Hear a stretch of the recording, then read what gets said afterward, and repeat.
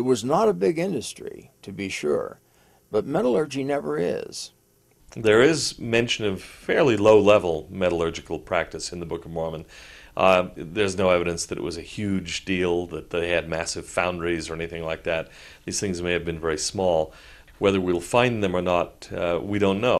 We haven't found them yet. Metal remains one of those interesting problems in the Book of Mormon. But there are suggestive clues that metalworking and metals, knowledge of metals, existed in the Americas very early. We do know that metals were around, that they knew about them. Going back to the Olmec people, in the Socan language, you can reconstruct a word for metal. So we know that they had a word for metal. It was important to them. It was sufficiently important that it got passed on. And those terms are shared, but they've been modified in each of the languages, which points back to an original word for metal. We haven't found it because there are no inscriptions from that period, but those variant words all have to have come from a common source. Otherwise, how to explain that the same word occurs in all the different languages?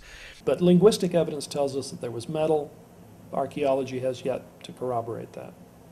We're dealing with the translation in the text.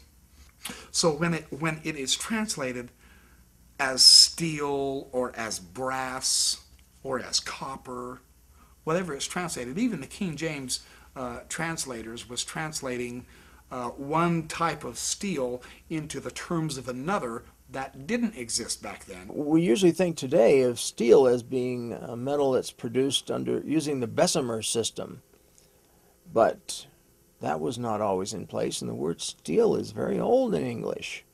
Steel in Joseph Smith's day meant something quite different than it does today.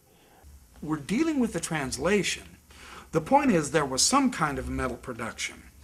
As far as a full-blown metallurgy, there isn't a lot of evidence at this point in Mesoamerica. And see, this is the other point of archaeology.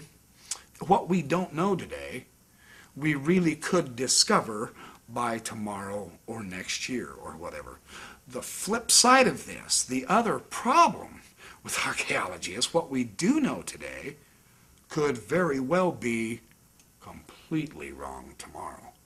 If you're going to live by the sword of archaeology, be prepared to die by it.